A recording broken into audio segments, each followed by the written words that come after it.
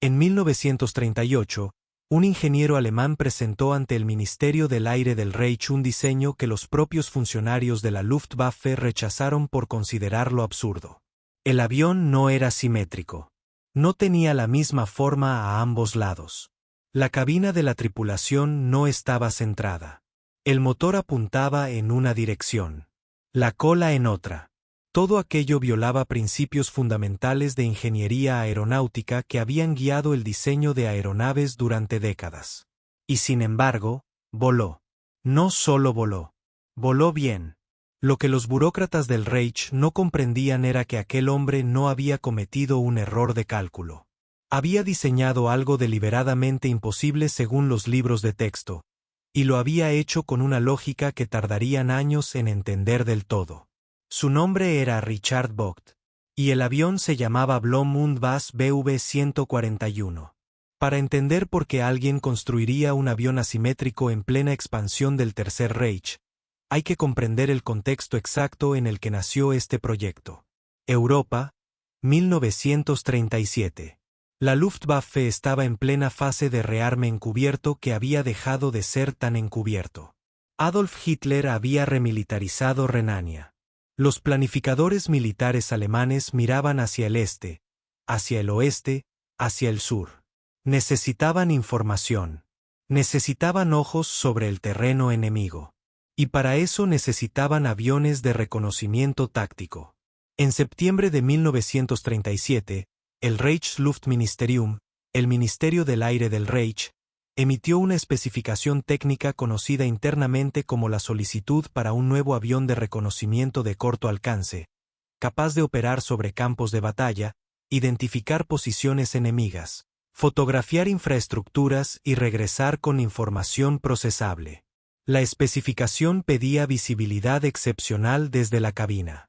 Los observadores debían poder ver el terreno en todas las direcciones posibles. Sin obstáculos. Sin puntos ciegos. Una exigencia que sonaba razonable hasta que intentabas resolverla con un diseño convencional. Aquel mismo año, varias compañías recibieron el encargo de presentar propuestas. Focke-Wulf presentó un diseño. Arado también.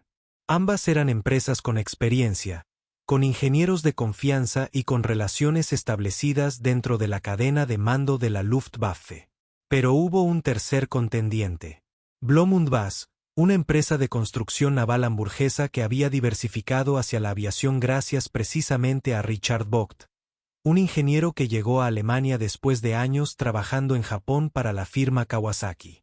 Vogt traía consigo una visión diferente. No estaba atado a las convenciones de la industria aeronáutica alemana. Y eso, en este caso, marcaría toda la diferencia. Richard Vogt tenía un problema muy concreto sobre la mesa. La especificación del ministerio exigía que el observador tuviera visibilidad sin obstrucciones. En un diseño convencional bimotor con góndola central, los motores bloqueaban las líneas de visión laterales. En un monomotor de nariz, el motor mismo, la hélice y la estructura delantera del fuselaje creaban una zona ciega frontal y lateral para el observador. No había forma de colocar a una tripulación de 3 personas, con la visibilidad requerida, dentro de un avión de geometría simétrica sin sacrificar algo. O la aerodinámica, o la visibilidad, o la estructura, a menos que rompieras la simetría por completo. La solución de Vogt fue tan conceptualmente radical que resulta difícil de creer incluso hoy. En lugar de diseñar un fuselaje central con alas simétricas, Vogt separó físicamente el motor y la cabina de la tripulación. La góndola de la tripulación, completamente acristalada, construida casi enteramente de vidrio para maximizar la visibilidad, fue colocada a la derecha del eje longitudinal del avión. El motor fue montado en la nariz de una viga de fuselaje que corría a la izquierda de ese mismo eje. Las superficies de cola, asimétricas también, compensaban los torques y los momentos de guiñada generados por esta distribución de masa radicalmente desequilibrada. Y las alas, aunque de envergadura diferente a primera vista, estaban calculadas para equilibrar la sustentación lateral. En papel, aquello era una anomalía geométrica. En la física de fluidos reales, era una solución de ingeniería calculada con una precisión extraordinaria. El Ministerio del Aire recibió el diseño de Vogt con escepticismo inmediato. Los ingenieros burócratas del RLM no creían que el aparato pudiera volar sin entrar en un giro incontrolable. La asimetría generaría momentos aerodinámicos que ningún piloto podría compensar con el timón de dirección. Al menos, eso pensaban. Vogt respondió con datos. Respondió con cálculos. Y el ministerio, a pesar de sus dudas, le dio financiamiento para construir un prototipo. Si el avión se estrellaba en el primer vuelo, el asunto quedaría zanjado. La construcción del primer prototipo, designado BV-141V1, comenzó en los talleres de Blohm und Bass en Hamburgo durante 1937 y se extendió hacia los primeros meses de 1938. El avión era de construcción metálica, monoplano de ala baja, con un tren de aterrizaje fijo carenado. El motor elegido para este primer ejemplar fue el BMW 132N, un motor radial de 9 cilindros refrigerado por aire, capaz de desarrollar aproximadamente 865 caballos de vapor. Era el mismo tipo de propulsor que equipaba los hidroaviones Heinkel de la época, un motor probado, fiable, con un comportamiento bien conocido. La cabina acristalada tenía capacidad para 3 ocupantes: el piloto, el observador y el artillero trasero. El acristalamiento era extenso de una manera que ningún avión de reconocimiento contemporáneo podía igualar. La visibilidad hacia adelante, hacia los lados, hacia abajo, era prácticamente sin obstrucciones desde la góndola derecha. El diseño cumplía el requisito operativo con una eficacia que ninguno de los competidores simétricos podría igualar sin comprometer otras funciones.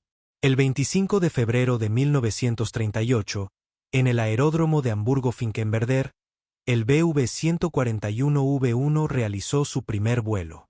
El piloto de pruebas fue el doctor ingeniero Willy Stopp, el jefe de pilotos de prueba de Blohm und Bass. Lo que sucedió en ese vuelo contradijo directamente todas las objeciones que habían formulado los ingenieros del ministerio. El avión voló estable. No entró en giro. No fue incontrolable. El piloto de pruebas reportó un comportamiento en vuelo que describió como sorprendentemente convencional. Las superficies de control respondían con normalidad. La aeronave era manejable. Vogt había calculado correctamente los momentos de guiñada, los torques de la hélice y la distribución asimétrica de la masa. Había construido algo que no debería funcionar según la intuición ingenieril ordinaria, y había funcionado porque la intuición ordinaria estaba equivocada. La física no tiene preferencias estéticas. El equilibrio aerodinámico no requiere simetría visual. Las pruebas de vuelo continuaron con resultados generalmente positivos. La velocidad máxima del prototipo rondaba los 370 km por hora, respetable para un avión de reconocimiento de esa categoría y esa época. El techo de servicio era adecuado. La autonomía, suficiente para las misiones tácticas de corto alcance para las que fue diseñado. Y la visibilidad desde la góndola no tenía rival entre los competidores. Pero el BV-141V1 también reveló limitaciones. La potencia del BMW 132N, aunque adecuada para las pruebas iniciales, se consideró insuficiente para las versiones de producción si el avión debía equiparse con armamento adicional, equipo fotográfico de mayor peso y sistemas de comunicación completos. El peso operativo crecería inevitablemente, y el motor necesitaría ser reemplazado. El segundo prototipo, el BV-141V2, fue construido con modificaciones estructurales menores. Pero fue en la serie siguiente donde el proyecto dio su salto más significativo. Los 5 ejemplares de la serie BV-141A, y posteriormente los 3 de la serie BV-141B, incorporaron el BMW 801A, un motor radial de doble estrella y 14 cilindros que generaba aproximadamente 1.560 caballos de vapor. El BMW 801 era uno de los motores más potentes y sofisticados de la industria aeronáutica alemana de ese periodo. Era el mismo propulsor que equiparía más tarde el caza Focke-Wulf FW-190. Su inclusión en el BV-141 transformó por completo el rendimiento de la aeronave. Con el BMW 801, la velocidad máxima del BV-141B superó los 438 km por hora en condiciones óptimas. El avión podía ascender con mayor rapidez, cargar más equipo operativo y mantener mejor rendimiento a altitud. La configuración de armamento incluía dos ametralladoras MG-17 de 7,92 mm orientadas hacia adelante y una posición de artillero trasero con una MG-15. El equipo fotográfico de reconocimiento podía ser instalado en el suelo de la góndola, orientado hacia abajo, exactamente donde la visibilidad sin obstrucciones hacía más útil esa capacidad. En ese punto, la pregunta ya no era si el BV-141 podía funcionar. Era si la Luftwaffe lo querría. Y aquí entra la política. Porque en los programas de adquisición militares, la superioridad técnica nunca ha sido garantía suficiente por sí sola. El competidor principal del BV-141 era el Focke-Wulf FW-189, también conocido como el U. Un diseño de doble viga de cola y nacela central, convencional en su simetría pero igualmente orientado a la visibilidad del observador. El FW-189 era competente. Era eficiente. Y tenía detrás una empresa con mejores relaciones institucionales dentro de la cadena de mando de la Luftwaffe. Los evaluadores militares preferían lo conocido. Preferían lo convencional.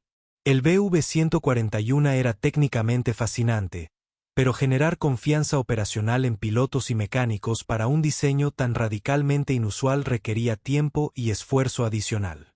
Los pilotos militares que volaron el BV-141 durante las evaluaciones comparativas de 1939 y 1940 reportaron reacciones mixtas. Los más experimentados reconocieron que el avión era manejable y que la visibilidad desde la góndola era superior. Pero la apariencia del aparato generaba aprensión. Un avión que se ve así no debería volar. Ese prejuicio era difícil de superar en el ambiente psicológico de una fuerza aérea en expansión acelerada, donde los pilotos de primera línea no tenían tiempo ni disposición para superar curvas de aprendizaje inusuales. Hubo también problemas técnicos reales. Los primeros ejemplares de la serie B sufrieron problemas con el sistema de enfriamiento del motor BMW 801. La cabina acristalada, tan eficaz para la visibilidad, creaba condiciones térmicas difíciles para la tripulación en operaciones prolongadas. El tren de aterrizaje fijo de las primeras versiones generaba resistencia aerodinámica innecesaria, aunque las versiones posteriores adoptaron un tren retráctil que mejoró significativamente el rendimiento. La evaluación formal realizada por la Luftwaffe en el periodo 1940 a 1941 concluyó con una decisión que muchos historiadores de aviación aún consideran discutible. El contrato de producción en serie fue adjudicado al FW-189. El BV-141, a pesar de sus capacidades demostradas y su visibilidad superior, fue descartado para producción masiva. El argumento oficial fue que el FW-189 representaba una solución más convencional y más fácil de producir a escala industrial. La asimetría del BV-141 complicaba los procesos de fabricación estándar y hacía más difícil el mantenimiento en campo. Richard Vogt no aceptó la derrota fácilmente. Siguió refinando el diseño, produciendo los prototipos de la serie B con mejoras sustanciales, intentando demostrar que las objeciones técnicas podían ser superadas.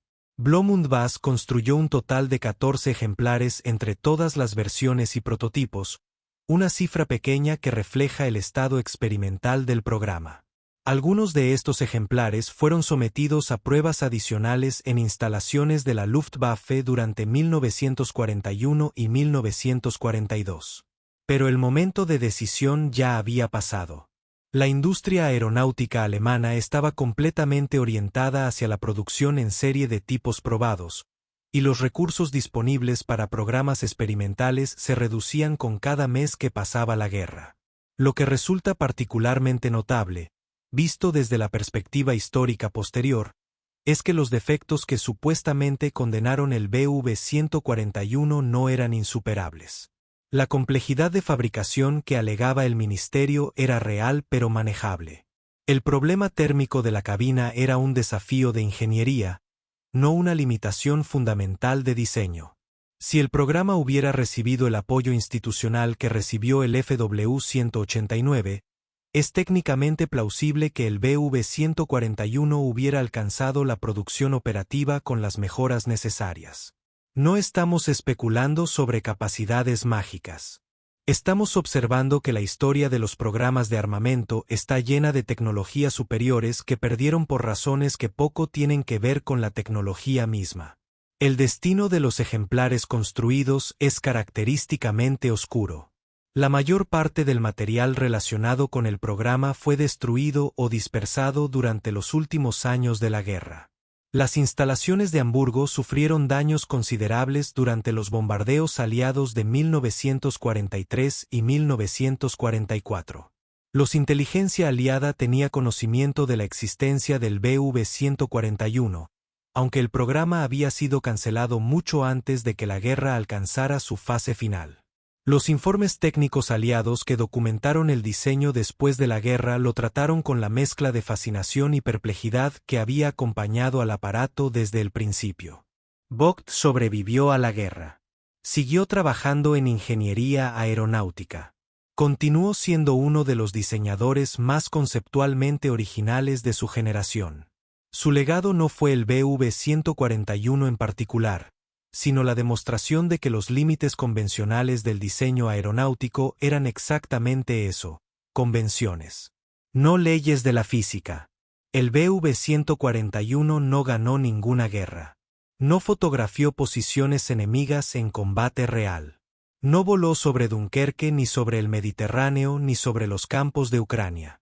Por eso, quizás, tendemos a relegarlo a las páginas de curiosidades históricas, junto con los demás experimentos que nunca llegaron a producción. Pero esa clasificación es injusta. Lo que Vogt demostró en Hamburgo-Finkenwerder en febrero de 1938 fue que un ingeniero con suficiente rigor matemático y suficiente disposición a desafiar las suposiciones previas podía construir algo que todos los expertos decían que era imposible, hacerlo funcionar. Y luego ver cómo el sistema institucional lo ignoraba de todas formas porque la realidad técnica y la burocracia militar operan en universos diferentes. La asimetría del BV-141 no era un defecto de diseño. Era la solución más honesta posible al problema que se le había planteado. La cabina acristalada derecha, volando junto a la viga del motor izquierda, navegando sobre los campos de entrenamiento de Hamburgo con una estabilidad que nadie esperaba, era la representación física de una idea incómoda. A veces la respuesta correcta no tiene la forma que esperabas. Y a veces el mundo no está preparado para aceptar eso. En los museos que hoy conservan documentación del programa, el BV-141 aparece invariablemente como una anomalía. Una rareza. Un callejón sin salida de la historia de la aviación. Pero si examinas los registros de vuelo, los informes del piloto Stop, las memorias técnicas de Vogt, verás algo diferente. Verás un avión que cumplió lo que prometía. Que voló cuando dijeron que no podría. Que ofreció capacidades que sus competidores no podían igualar. Y que perdió, no contra una tecnología mejor, sino contra la inercia de instituciones que no toleran lo que no comprenden de un primer vistazo. Eso no es un callejón sin salida. Eso es un programa que llegó demasiado pronto.